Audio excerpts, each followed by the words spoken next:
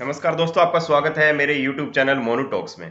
दोस्तों, आज की वीडियो ना काफ़ी इन्फॉर्मेटिव होने होने वाली है, तो वीडियो को स्किप मत करना और वीडियो को पूरा देखना। ये वीडियो आपके ज़रूर काम आएगी। तो जो हमारे भाई चैनल पे नए हैं वो प्लीज़ चैनल को सब्सक्राइब कर लेना। और अगर कोई बात समझ में ना आए या कुछ आपको पूछना हो तो आप कमेंट भी कर सकते हैं।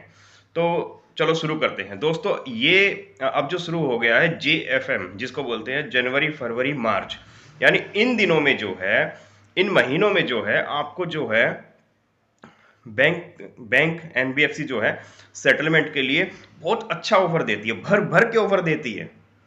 क्योंकि ये जो होता है उनका क्लोजिंग ईयर होता है और उनको जो है 31 मार्च तक इनको अपना बही खाता जो है वो सारा चेक करना होता है कि कितना नफा हुआ, कितना नुकसान हुआ।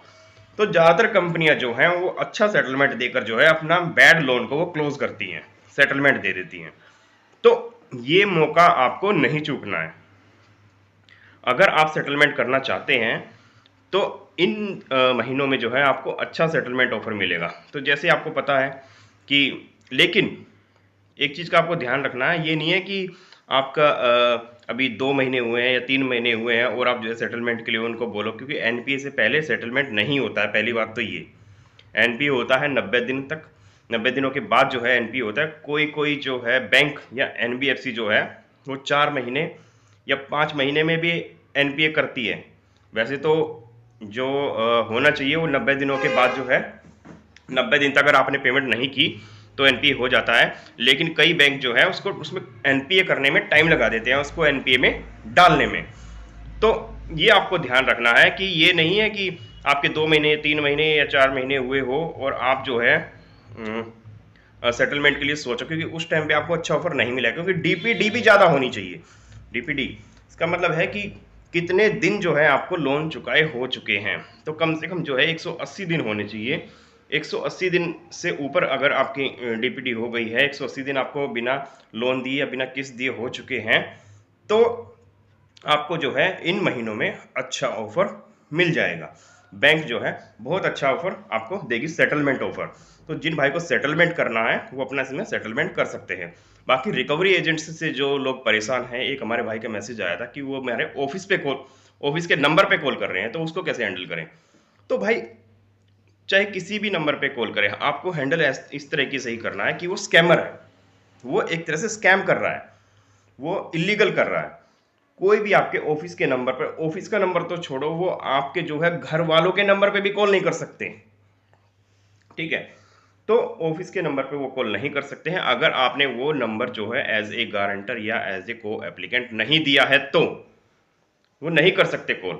वो किसी को भी जो है आपकी लोन्स की डिटेल जो है वो डिस्क्लोज नहीं कर सकते, लोन की डिटेल्स उसको प्रोवाइड नहीं कर सकते किसी को भी। उनको कोई हक नहीं है इस चीज़ का। लेकिन वे क्या करते हैं, वे इलीगल वे यूज़ करते हैं। उसका एक कारण, एक मात्र कारण यही है कि आपको जो है अपने अधिकारों की नॉलेज नहीं है, आपको नहीं पता।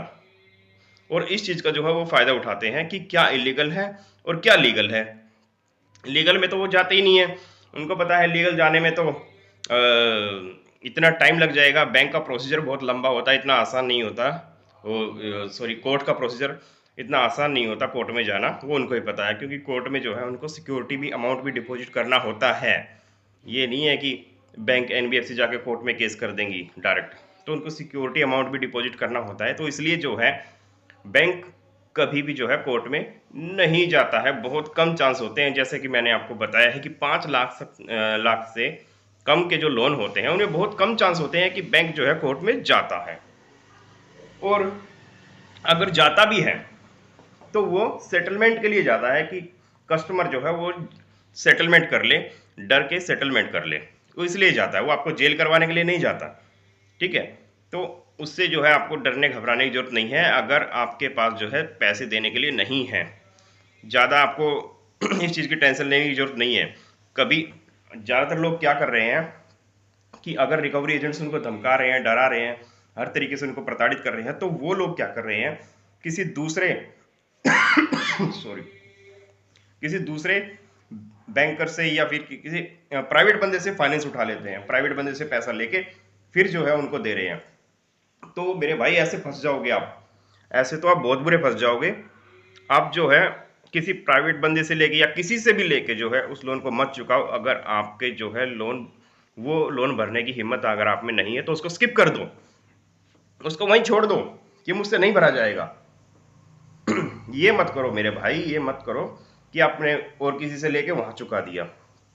ऐसे तो आप फंसते चले जाओगे, और ऐसे ही आप फंसे हो, क्योंकि ये एक दिन का प्रोसीजर नहीं होता कि एक दिन में ही जो है आपके ऊपर इतना कर्जा हो गया है।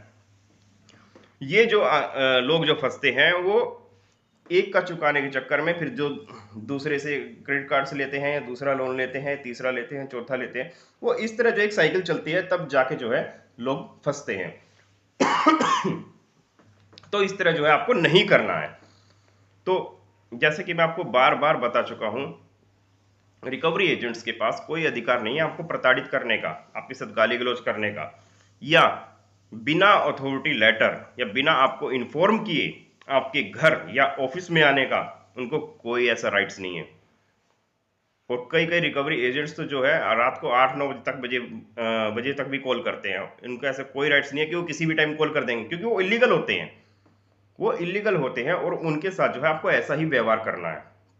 उनसे जो है, अगर आपसे जो है गलत तरीके से या बदतमीजी से वो बात करते हैं, तो आप उनसे उस वैसे ही बात करो जैसे वो बात करते हैं। उनसे कोई सर्वर करने की जरूरत नहीं है, या उनसे कोई डरने की आपको जरूरत नहीं है।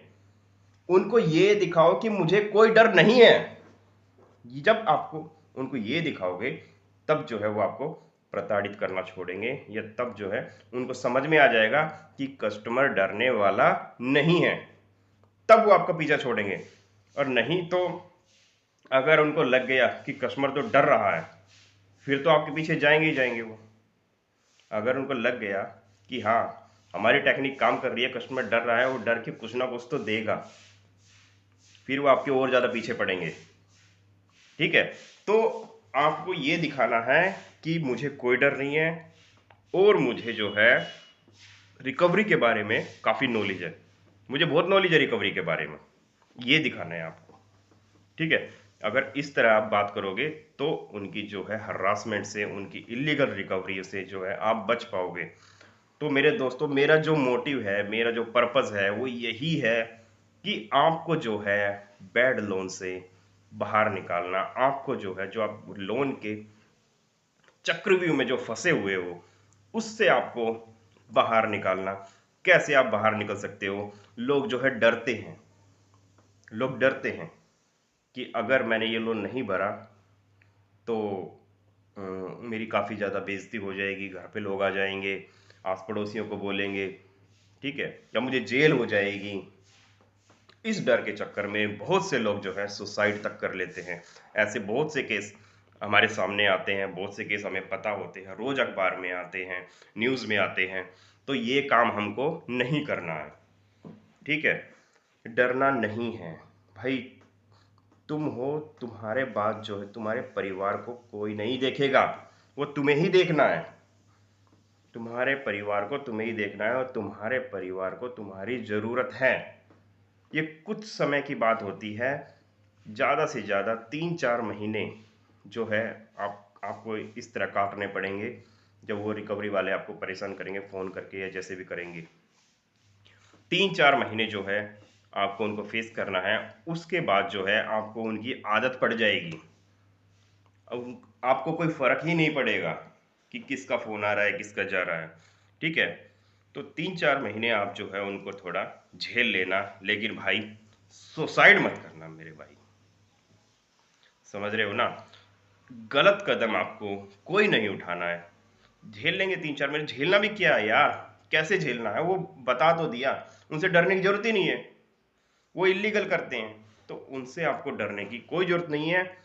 बाकी किसी भाई का कोई सवाल हो तो वो मुझे कमेंट कर सकते हैं, मैसेज कर सकते हैं। वो वीडियो को लाइक ज़रूर कर देना दोस्तों, क्योंकि मैं काफ़ी इन्फॉर्मेटिव जो है वीडियो आपके लिए बनाता हूँ, और कोशिश करता हूँ कि मेरी वीडियो से किसी एक लोग को फ़ायदा हो गया ना, किसी एक ने भी जो ये सोचने जा रहा है, कोई गलत कदम उठाने जा रहा है, या वो दूसरी तरफ मुड़ गया, या वो बच गया, या उसने जो है मेरी बात सुनकर जो है अपना वो चीज़ टाल दी कि जो वो गलत कदम उठाने जा रहा है, तो मैं आपको जो है बहुत सौभाग्यशाली समझूंगा, भाग्यशाली समझूंगा। तो मेरा यही पर्पज है दोस्तों। तो मिलते हैं आपसे नेक्स्ट वीडियो में दोस्तों। तब तक के लिए जय हिंद।